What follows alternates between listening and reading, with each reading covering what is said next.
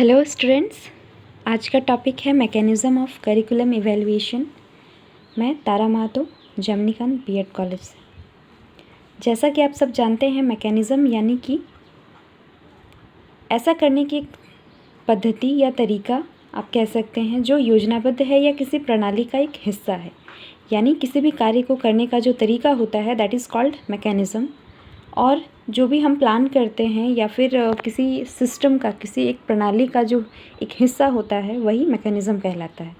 यहाँ curriculum planning या curriculum evaluation का जो मैकेनिज़्म है उसका मतलब है कि जब हम पाठ्यक्रम का प्लान कर रहे हैं या फिर जब हम पाठ्यक्रम को बना रहे हैं तो हम उसके मूल्यांकन के लिए कौन कौन से तरीके अपना रहे हैं। ये सारे तरीके जो है ये मैकेनिज़्म कहलाते हैं। आज हम 4 मैकेनिज़्म के बारे में जानेंगे। सबसे पहला है एजुकेशनल रिसर्च यानी शैक्षिक अनुसंधान, जिसका मतलब ही होता है कि डिफरेंट जो आंकड़े होते हैं, डाटा होता है, वो डाटा कलेक्शन करना और उसके बाद उन डाटा का इवैल्यूएशन करना, एनालाइज करना।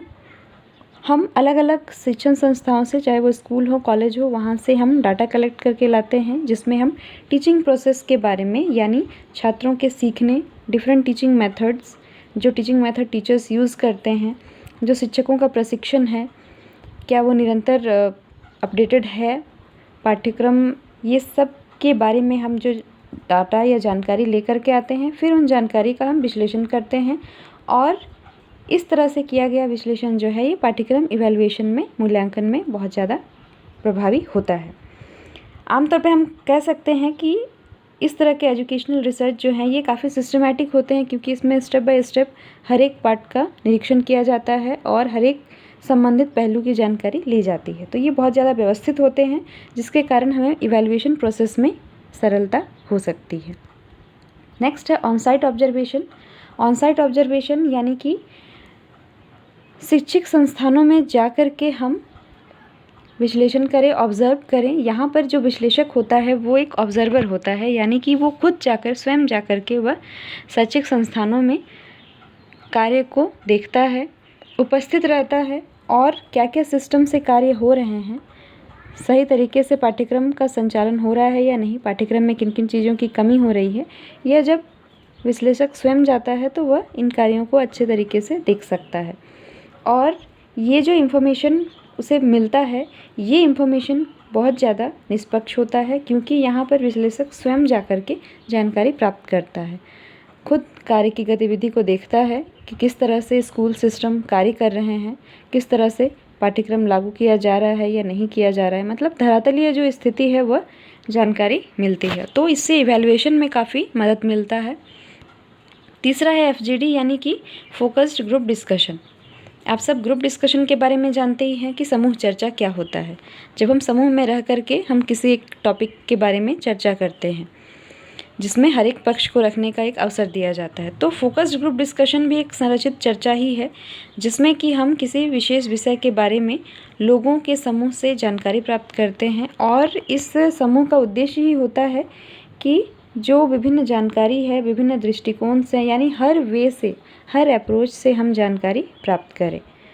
और इसमें फोकस्ड ग्रुप डिस्कशन में जो टॉपिक होते हैं या जो विषय विशेष लिया जाता है, उस विशेष टॉपिक से रिलेटेड ही जानकारी हम कलेक्ट करते हैं। और उससे मूल्यांकन में ये फ़ायदा होता है कि एक ही टॉपिक पर जब अनेक लोगों द्वारा चर्चा किया जाता है, उससे संबंध में सुझाव दिए जाते हैं, तो फिर यह काफ़ी उपयोगी होता है मूल्यांकन पद्धति के लिए। चौथा है ऑनलाइन फीडबैक।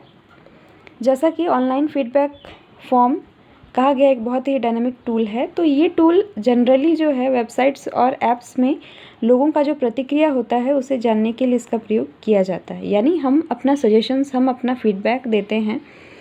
हमारा यहाँ जब हम करिकुलम से संबंधित फीडबैक की बात करते हैं, तो जो छात्रों के अभिभावक हैं या फिर विषय विशेषज्ञ हैं, वो जब फीडबैक देते हैं कि करिकुलम से संबंधित ये सारी चीज़ें हम इसमें और इम्प्लीमेंट कर सकते हैं, हम और ज़्यादा करिकुलम को इनरिच कर सकते हैं, इसे और ज़्यादा बढ़ावा दे सकते हैं, या फिर इन चीज़ों को सम्मिलित किया जा सकता है, तो ये ऑनलाइन थ्रू यानी ऑनलाइन माध्यम से भी हम जब जानकारी देते हैं तो ये ऑनलाइन फीडबैक मूल्यांकन में भी एक कारगर साबित होते हैं।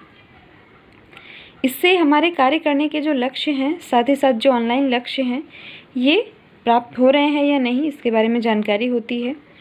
और ये फीडबैक फॉर्म जो है ये डिफरेंट वेबसाइट्स को अपनी जानकारी दे सकते हैं, यानी हम ऑनलाइन जा कर के हम फीडबैक भर सकते हैं और अपनी जो सजेशंस हैं या जो सुझाव हैं बेहतर करने के पाठ्यक्रम से संबंधित, हम ये सुझाव दे सकते हैं। तो ये 4 तरीके हैं जिनके माध्यम से हम इस पाठ्यक्रम जो मूल्यांकन है इस प्रक्रिया को संपन्न करते हैं। पहला, शैक्षिक अनुसंधान की सहायता से यानी रिसर्च खोजबीन की सहायता से।